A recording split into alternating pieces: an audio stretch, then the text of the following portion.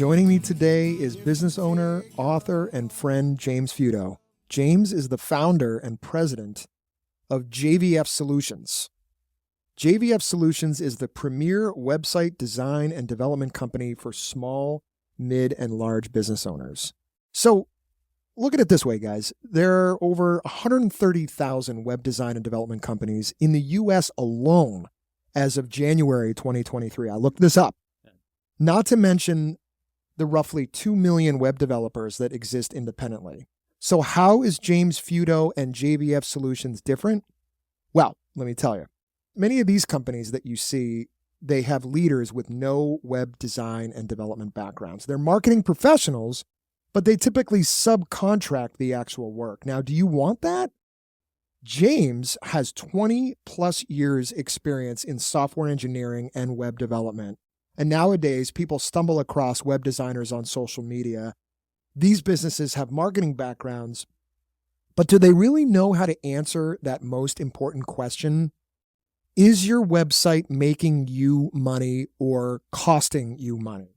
Is your website bringing in actual business? So if you're working for your business website rather than it working for you, James Feudo and JVF Solutions can convert your web traffic into clients. With their team of experts, they will help design or redesign your website to attract more visitors, keep them engaged, and convert them into customers. James offers a complimentary 30-minute consultation and reviews your site with you to uncover areas of improvement in order to perform better. So I'm not going to just talk about James. I'm going to talk to James today. I'm delighted to have him on the podcast, and we're going to talk about what it means to start your own business and what some of the challenges are and what the key things are that you can and should pay attention to. So James, thanks for joining us today, man. It's my pleasure. I'm so excited that we're able to do this. Yeah. James and I are utilizing for the first time a podcast studio here in Framingham, Massachusetts. And I'm just grateful to record an episode outside of my studio, which I've recorded all of my 51 episodes in so far. So James, I wanted to talk to you about how you started your business. For those listening who would like to hear an example, you worked for a large corporation as a technical and solution delivery manager for almost 17 years. And actually before that, you were a software engineer. Mm-hmm. What made you give up that comfortable job and comfortable lifestyle to start your own business? That's a great question. And it's certainly been a journey. I mean, it's a journey that started in the mid-'80s when I was 10 years old. I had always wanted to be an entrepreneur. I went to Bentley. It was called college at the time. Now it's Bentley University, just down the road in Waltham, Mass. And with every intention of taking entrepreneurship courses and coming out starting a business. But I ended up getting into software engineering, as you mentioned. When I was in grad school, built my first website and actually started teaching 1996, September, October 96. Built my first website, on a platform called GeoCities, which got swallowed up by Yahoo. It's not even around anymore. Ended up, when I got out of grad school, working for a .com called Intellicast, and I was on their web development team. I was a programmer there, software engineer, then left there, went to an e-commerce company, and then landed at a Fortune 100 retailer where I met you and worked there for about 17 years. And, I think it was around the time I hit 15 years at that company and it's a great company. It's a company that I loved working for. I loved the people.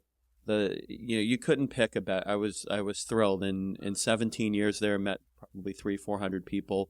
Can count the amount of people I had issues with on one hand. So I mean, it was a great job, great benefits, but I felt like there was something missing. And I've tried to make JVF Solutions happen for many years. I was doing it full time in addition to my full time job for a few years. Found that pretty difficult to juggle. And then, the biggest problem with making that leap is the longer you wait, the more difficult it is to do. Right. And so like if you're making, let's say you're fresh out of school, you're making like $30,000, $50,000 a year, it's easy to walk away from that and take, a slight pay cut to work for yourself.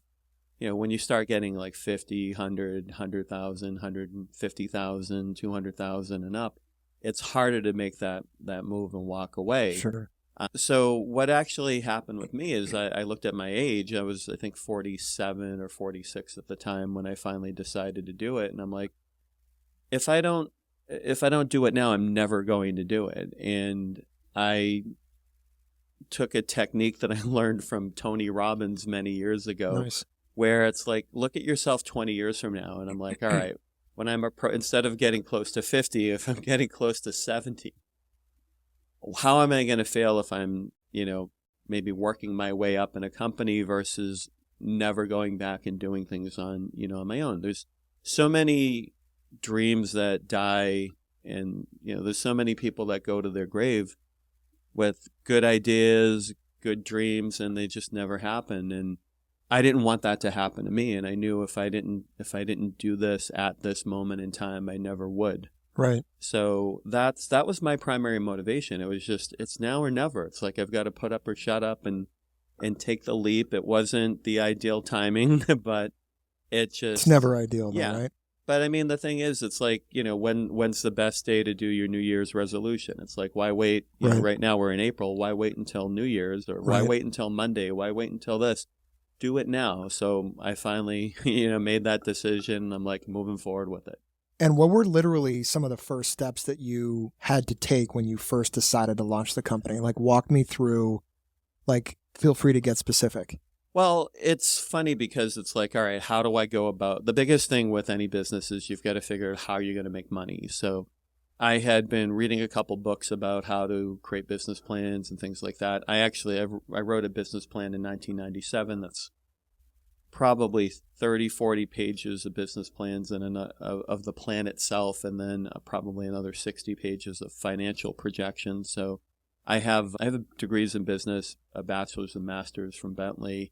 So I took a number of business courses on finance and all of that stuff. So having the plan is obviously the first step. Having done this quasi full-time before, I'm thinking to myself, all right, this will be easy. I'll just go back. I looked through all my notes from what I had done, 6, 7, 8 years prior, reached out to some of my contacts and started getting the word out that, okay, I'm moving back into doing this type of work. What worked for me in 2012 was Craigslist for advertising. In any given week, I was probably running 3 ads in 20 different markets. So I had about 60 ads going. Back then, Craigslist was free. Then it's now like $5 per ad. Right. And then I'm thinking to myself, is $300 a week enough? If spending that much in advertising, am I going to get a good return on that? And, the world had changed in the 6, 8, 10 years since I had tried to do this before. So I had to take a different approach, and that took a little bit of time and research to figure that out. As always, it's like anything that you do with business, my advice to everybody is that you find one client, even if you have to do the work for free, and you do such an amazing job for that person that they're going to tell the world about you. I was fortunate enough that I had clients that would pay me. So I didn't have to do anything for free. I had already had a portfolio. I mean, again, I've been doing this for 25 years. I've done well over 100 websites in my lifetime. So I've had portfolios. I've had people that have given me reviews on Yelp, Craigslist, Google, wherever, Facebook, LinkedIn, for the work. I even taught web design. I taught it in 96 when I was a grad instructor at Bentley.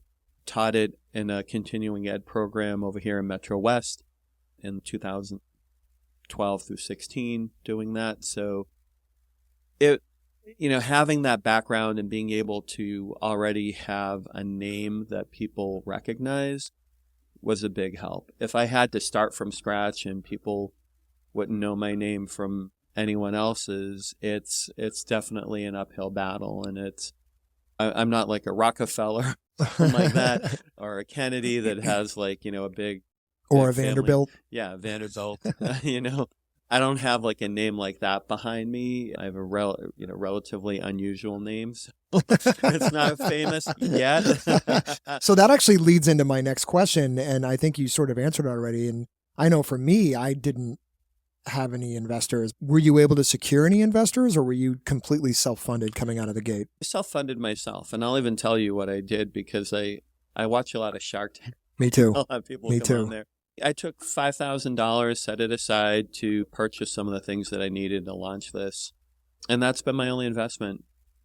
And I've been cash flow positive since. That's awesome. And since I you started. said you had a business plan, right? That you originally. Now, how did you create it? You had some formal business training. So Mhm. I think one of the things that a lot of entrepreneurs don't realize is you should. I'm not saying to all of you out there, you're dead if you don't, but you really should create a business plan. Yeah. I didn't do one until maybe 6 months in because I didn't really even know. I was literally Googling, like, how do you write a business plan? So how did you create one? Like, is this something that you learned in school?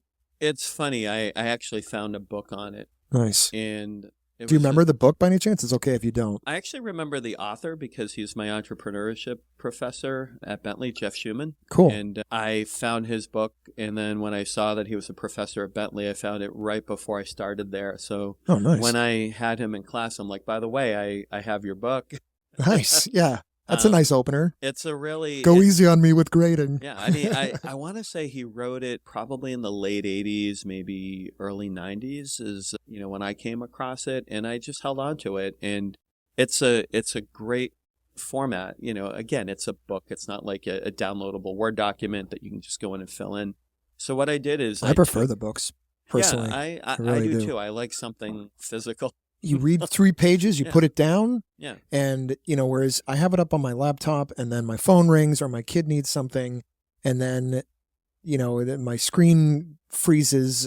I can't find it again. Right. I don't know. That's I sound like an old fuddy, but Well, no, I mean, I like the books. Yeah, like what I really like is it takes you step by step through every section of the plan. So like there's a section on marketing, a section on finance, operations management. You do your executive summary. And what it does is it tells you what should be in there step by step.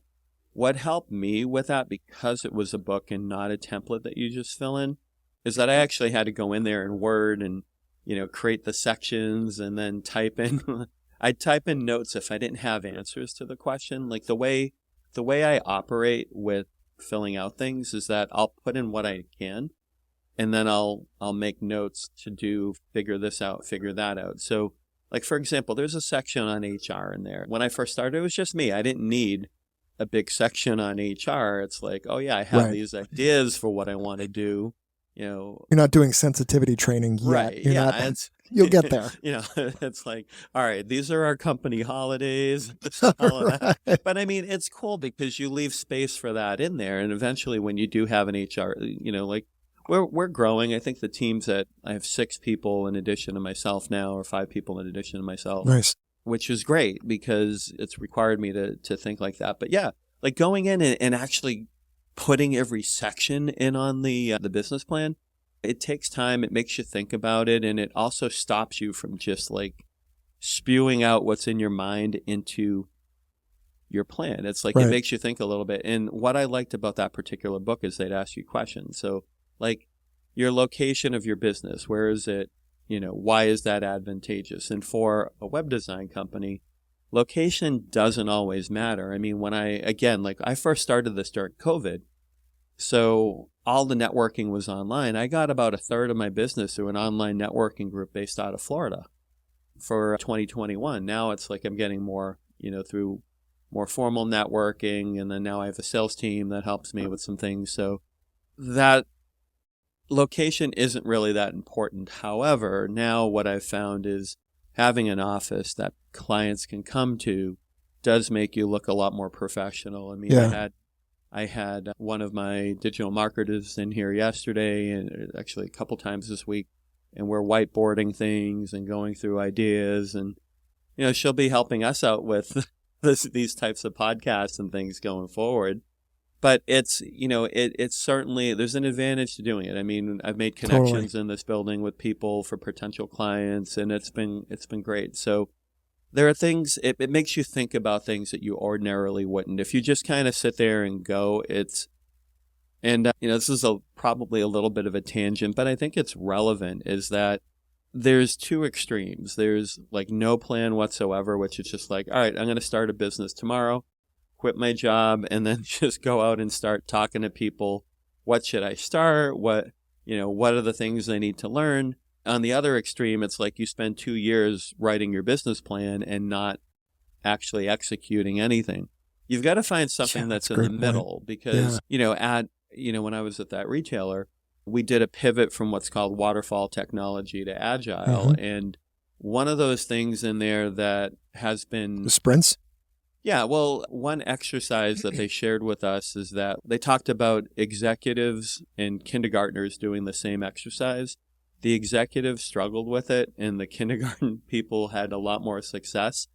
And what it was is they gave everybody a bunch of spaghetti sticks and marshmallows.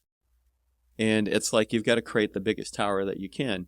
So the executives would sit there and they're trying to figure out, or engineers, they'll try and figure out, all right, how should we plan this out? The kindergarten kids, they just started sticking stuff together and building. So, I mean, it's kind of, there's merit to both approaches, but you've got to do a little of each. So it's like, I think I've shared with you, Greg, what I do is that beginning of the year, I set my goals for the year. Then I break them into quarters, and then I break those quarters into months. And then what I do is every day I plan out my day hour by hour. I have 5 priority items that I need to get done each day. And I put an estimate of how much time I expect those to take me. And then I have a list of 5 stretch items if I have time. And then I have room for emergencies, because in this field, a client may call up and say, my website's down, or somebody broke something. I have this thing coming up, and it's, like good customer service. You're not going to say, all right, your site's down, you're not on my list today, bye-bye. Right. You want to be able to go and help them, because, my philosophy with our clients is that we're not successful if you're not successful. So we have to adapt to that. And that's sometimes tricky in an IT-related business. Being in IT for 25 years, that you can never really plan out your day to the hour. Oh my God. But, you work time into your schedule. So like I leave an hour for lunch and then an hour in the afternoon to catch up and do things that may have happened unplanned. So that's an approach that I use. But yeah, you certainly need to know where you're going. It's like you don't go like, we're over here in Massachusetts. If you're driving to Florida, you don't want to just hop on 95 and, go south until it brings you there, because you don't know where, that will get you there eventually. But you never know, like, where you got to figure out where you're going to stop, because it's a 20-hour drive. You're going to have a better experience and very highly likely more successful experience than than if you just jump in the car and go south, right? I mean, the general direction, but it's like, you're going to run into pitfalls. You'll hit traffic in New York City and around DC.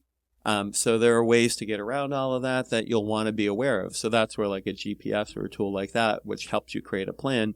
Or in the old days when we used to go to AAA and have them do triptychs, that would show you where the construction's at and let you, because it's important to think about like what are the potential bumps in the road that you're going to hit, and our road closures and things like that. That's a great point. Once it was time to execute and actually launch JVF, was it easy to incorporate yourself?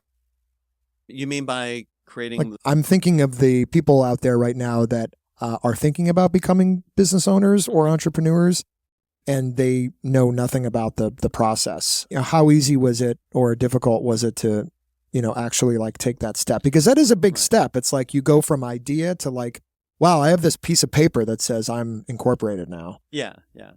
It's, not everybody is cut out for it. That's the thing. And I think you and I have had this conversation a couple of times too, and it's been on my mind quite a bit lately, is that not everyone's cut out to be an entrepreneur.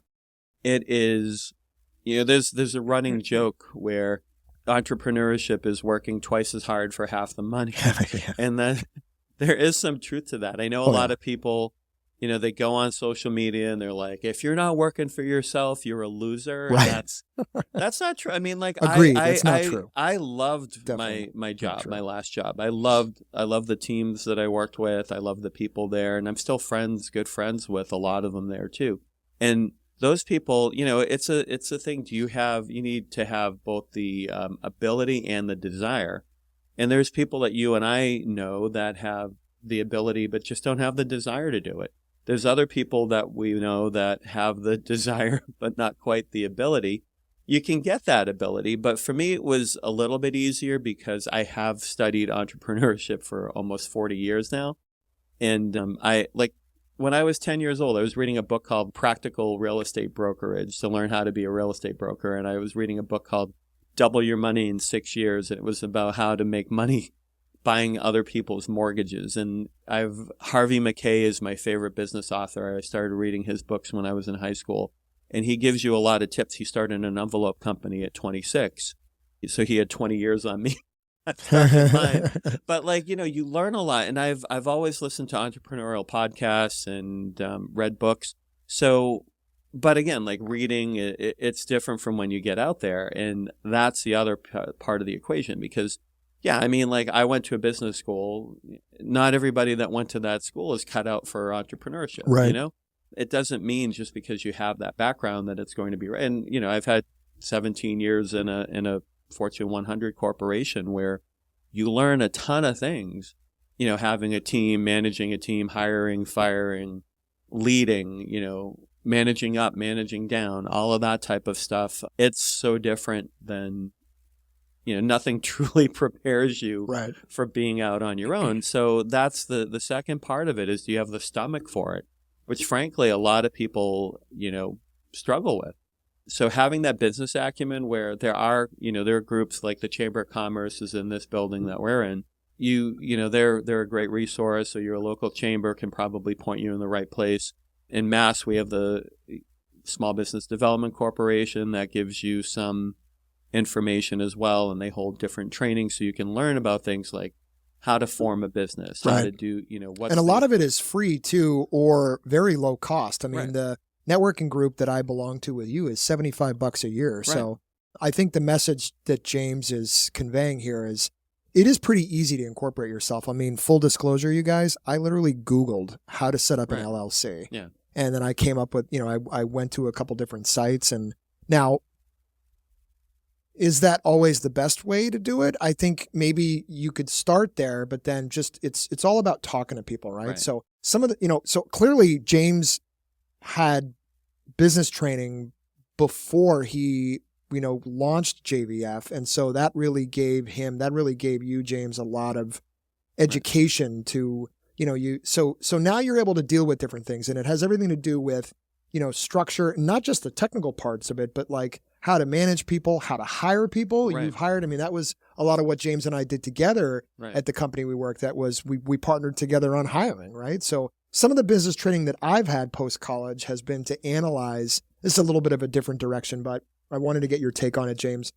Analyze competitors when I was launching my business to find out what they weren't offering as a product or services or learn from them. So take some ideas, but just make them better and more efficient. I mentioned in the beginning that every business owner or marketing leader in a company needs to ask themselves, are you working for your website or is your website working for you? In other words, is your website making you money? How many times have you seen companies, James, sink thousands and sometimes, hundreds of thousands of dollars into their websites with no ROI? Yeah, I see that all the time. And it's funny because websites are kind of like cars in the sense that, depending on who you're talking to, like we have the Auto Mile over on Route 1 in Norwood. Right. And you have Lexus, you have Ferraris, like you can get anything, you can get high end. Then you have, used cars, you have Honda, you have Toyota, you have Fiat, everything over there. And that's kind of how it is for a lot of people when they go on their journey to get a website. As you mentioned, there's thousands of companies, millions of people that can help you. And that doesn't even include like someone's nephew or brother-in-law that's just like, oh, I took a course or I watched a 2-hour YouTube video So a lot of the websites that we see are very ineffective. And there's a lot of different reasons for that. Part of it is that I think the web designers or people that are getting into the field, and I see this all of the time, and it's just, I'll give you an example. Is that I had a friend of mine reached out to me not too long ago, and, she was considering doing she was like, oh, you started one. How's it going? Do you think it would be a good career path for me? And I'm like, I'd said to her, it's incredibly difficult. I'm like, I'm telling you this as your friend. I'm like, I wouldn't get into it. It's not because I want more competition. I'm trying to avoid getting more competition out there. It's just that it's the barrier to entry is very low. So it's a very, very crowded field. And unless you have a way to stand out against the millions of people out there, you're just another person that's just spewing out website, blah, blah, blah, do this, do that. Most people have no clue what they're like. I see people on LinkedIn. I see people on networking groups. I see ads on TikTok of people that they just spew out nonsense. Right. That it sounds good. Maybe they look good, and that helps, them get maybe some attention. I'm Greg Potters with albumreview.net. Are you looking to start your own podcast? I can save you a ton of time and money by helping you launch, publish, and grow your podcast. So this includes things like finding the equipment, the software, and tips and tricks that are going to be right for you and your budget. Also, if you're looking for things like editors, designers, or you just want to find out what the best platform to use is, that's what I do. So you can find me at albumreview.net or message me directly at gpotters@albumreview.net. But that's part of the problem, is that the people that are creating these sites, completely ineffective.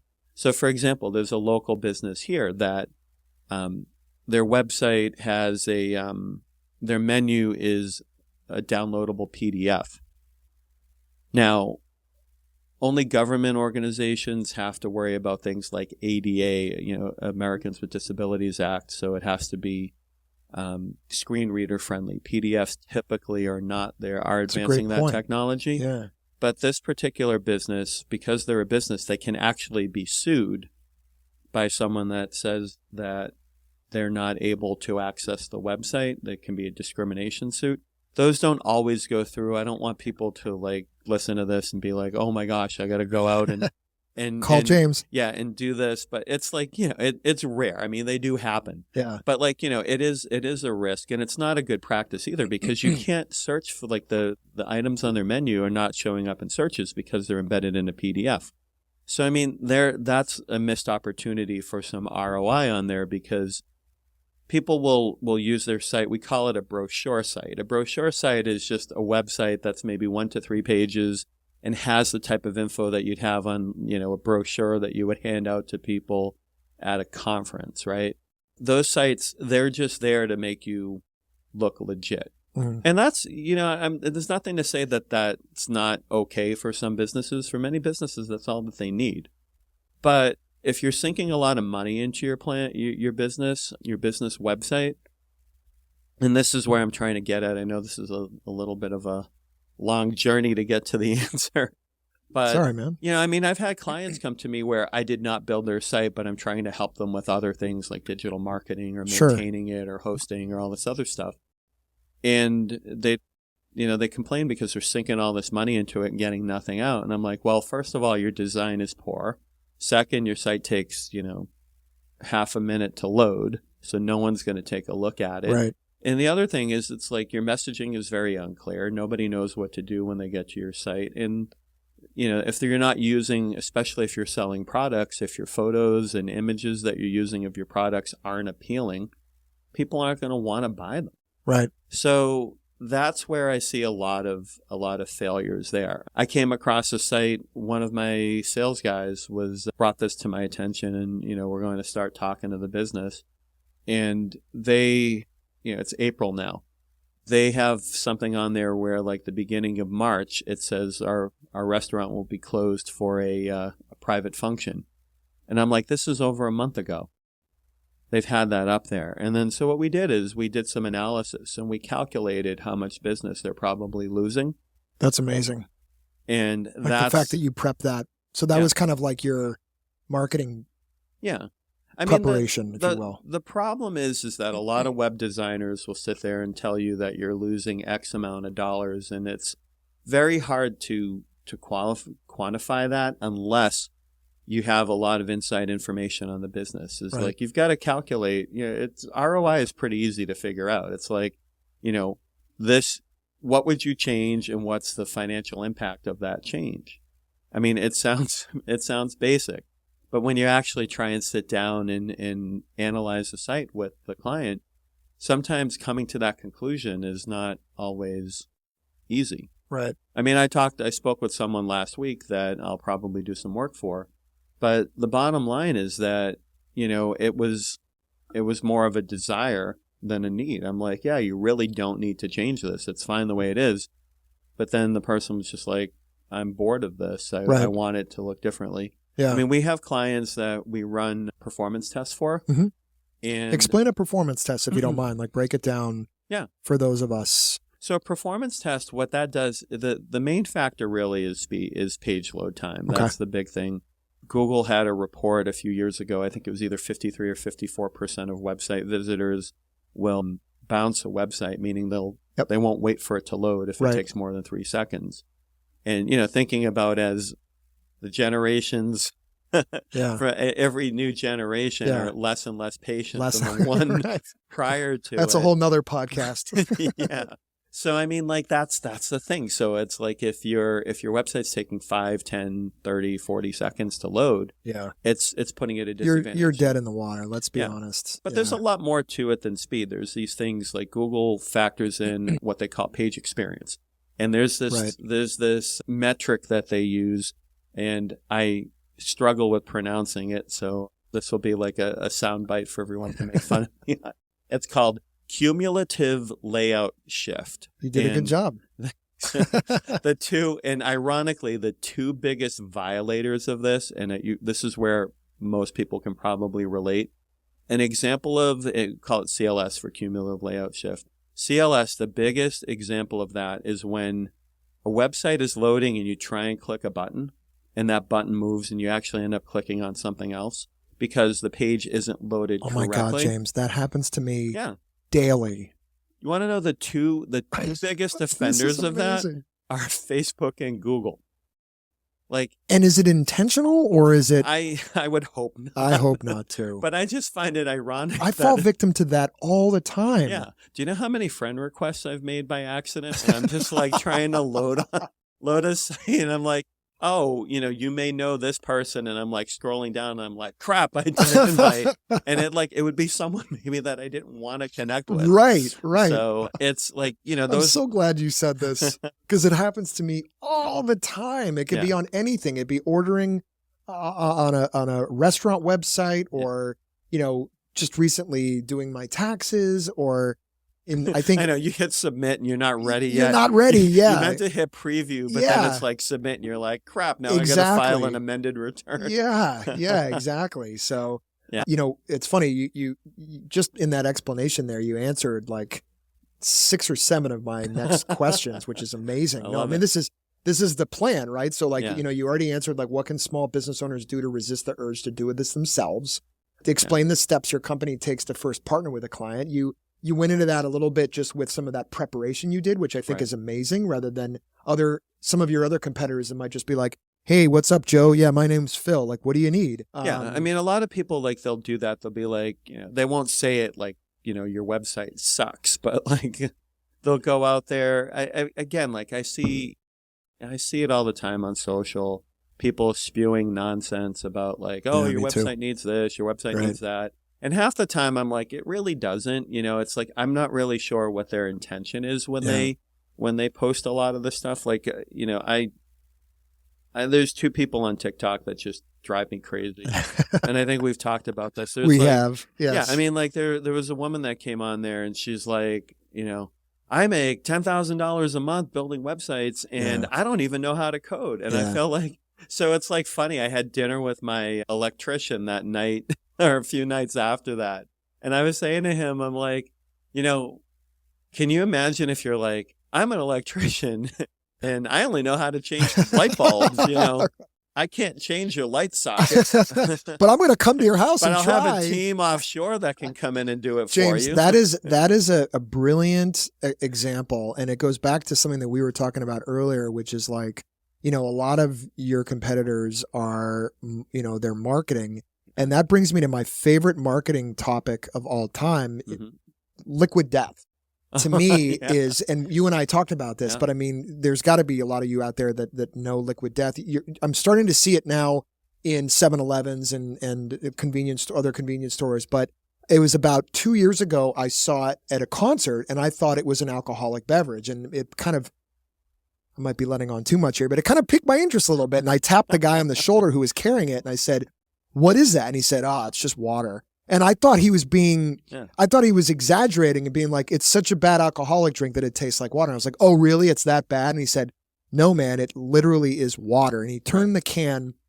And look, I don't necessarily condone this, right? Because who's to say that their water is any better than, we have Poland Spring here in the Northeast, which is a pretty reputable company out of Maine. Right. I think particularly makes, they distribute very good tasting water. But I mean, a lot of it is in the marketing, and we could have a whole nother episode on marketing, and we will at some point. But I think the point that James is trying to get and the point that I'm trying to, push over the goal line is, it's a lot of the people that do this, they're really good at marketing. They're really good at talking up, but can they actually do it? Right. So these are some things that, now you mentioned earlier, James, and I'm conscious of the time as well. So I don't have too many more questions, but I wanted to hit on a few topics. You talked earlier about, the team that you have. And I myself have a recruiting background, but I wanted your opinion. Have you found it difficult to hire help in this market? Yes. And primarily, yes. I was going to say yes and no, but it's really tough because we're in an economy where a lot of folks, they don't want to work traditional jobs. So if you're Uber or DoorDash, a lot of the people that like you and I would hire as, let's say, interns or entry level, they're doing that because they can make their own hours. They can work around whatever schedule they want. They want to work, they work. They don't want to work, they don't have to work. Right. I've talked to a lot of businesses, local business, especially restaurants, where, you go into these restaurants and there's a 30-minute wait, but like the restaurant is maybe a quarter full. And so I can be I can still be an optimist by That's a great point. saying it's a quarter full versus 75% empty. But no, but in all seriousness, and I've talked to some local restaurant owners about things like that, and they've shared they just can't find help either. Yeah. I've been very fortunate where I've been approached by a number of people that, and I don't know what we're doing that drives people to us, but I do a lot of speaking engagements and things like that. And I want to touch upon that in a moment. Yeah, that I think helps because I've had people reach out to me. In fact, just this morning, right before I came in here, I had someone that wants to come in for an interview next week. And the other thing too is I think creating a good environment. So at JVF, our principles, our values, our core values, number one is integrity. And I think that's something that you have to show from the top down. And number two is loyalty. And I'm one of those people, loyalty is the most important thing I seek in all my relationships, business, personal. To me, if you're not loyal to me, and I'm loyal to my friends, I'm loyal to my business associates. You sure are. If you're not loyal, you're useless to me, and I don't need, I don't need you in my circle. But understanding that, I am human and I sometimes make mistakes. The reason why I put integrity over loyalty is that I want my team to, if I say, oh yeah, let's, maybe the sales team we're looking at quoting a job and, the job is twice as much as what we would normally pay them. We know that they can afford, I might say, all right, yeah, we'll jack up the price. But then, I want the team to be able to say, hey, that goes against integrity. If I'm not aware of something, because sometimes you get caught up in the moment.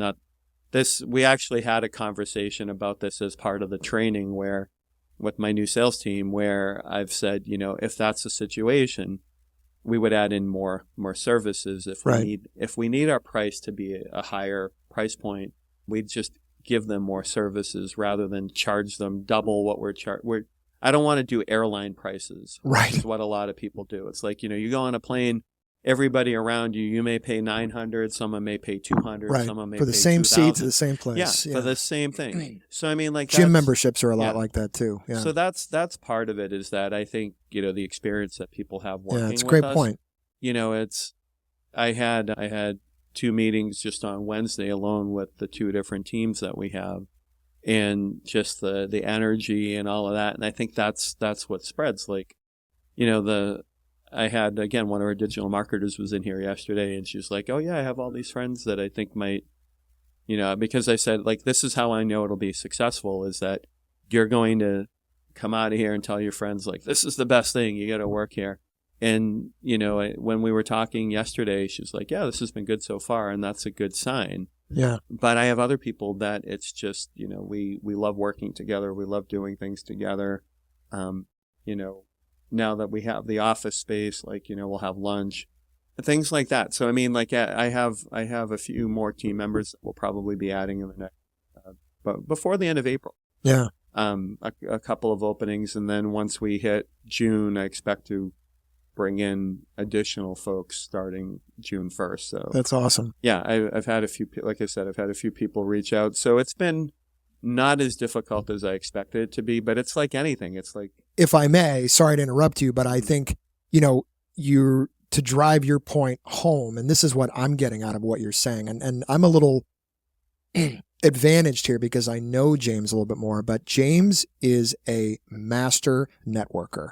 He is, and I'm not just saying this because I'm sitting in this room with this gentleman, he is probably the best that I've seen because he gets out there.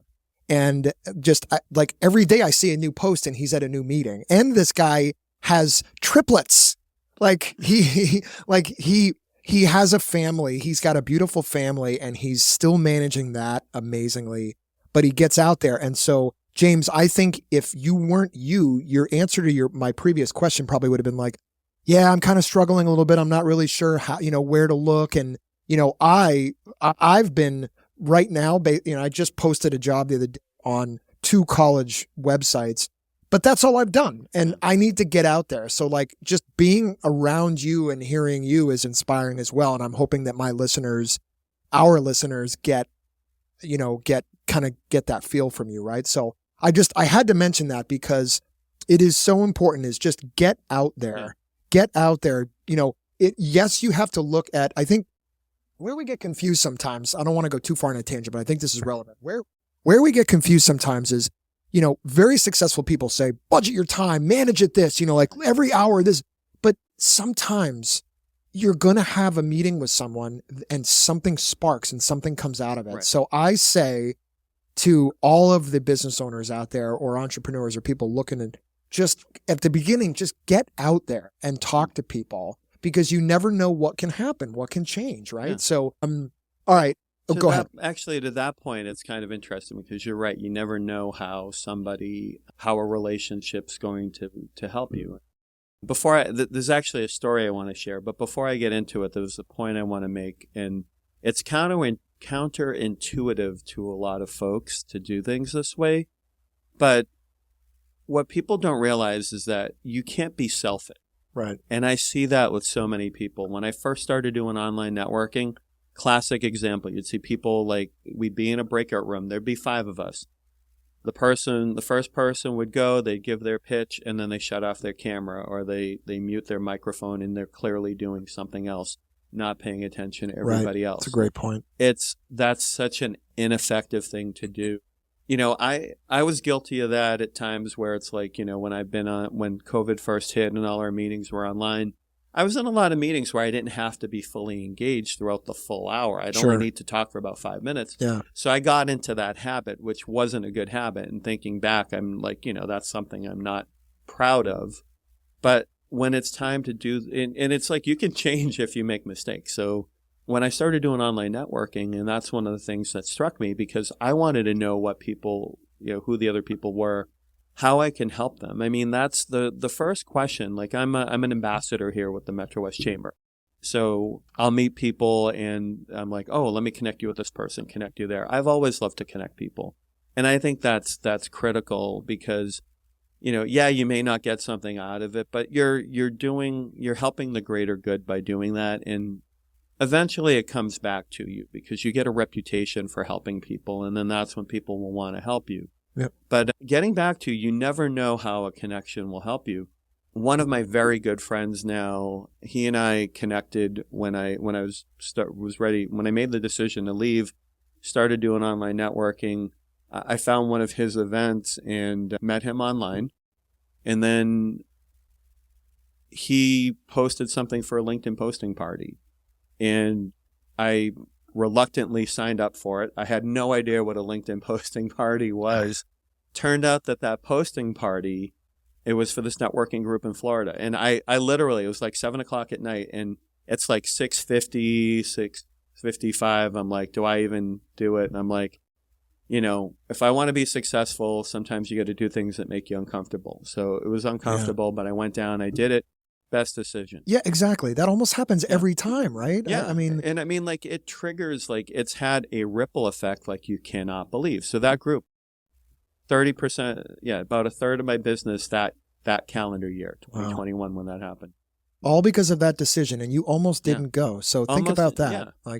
And that changed my life because that showed me how to do online networking. I mean, the guy that runs the group is a phenomenal person. His name's Brian Daly, based out of West Palm Beach in Florida. It's called Epic. It's a great group. They're still going pretty strong.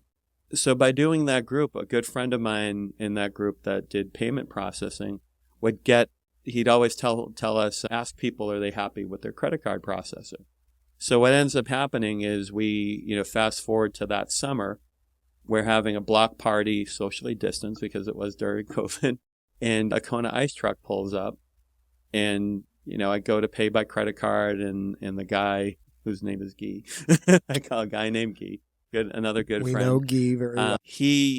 He mentioned how his credit card, like he's like, oh, my credit card thing's like being a pain today. I'm like, are you happy with your credit card processor? Just to be funny.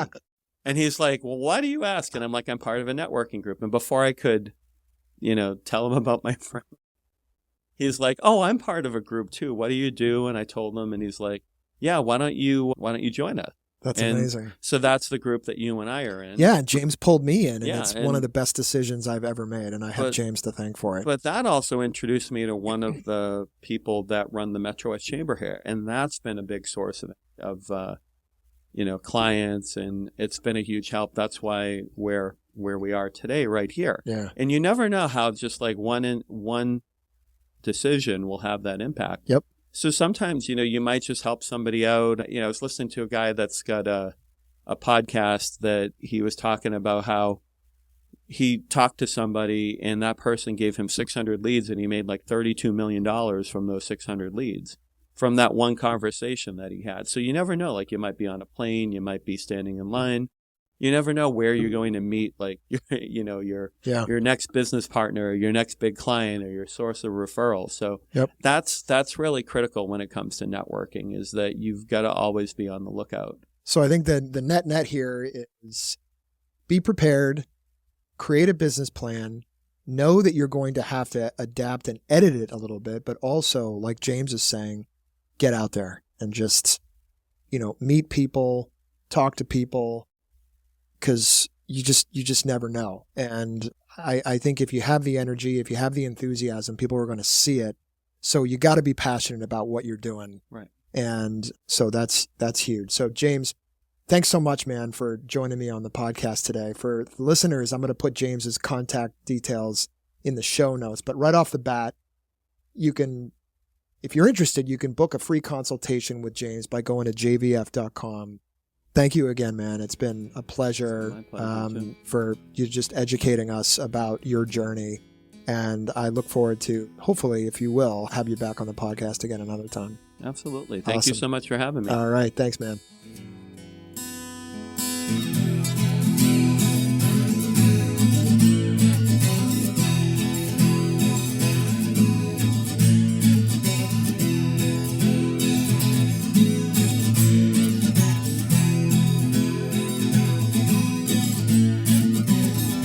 Take a trip down by the highway. Take a trip down by the highway. Take a trip down by the highway. Take a trip down by the highway. Take a trip down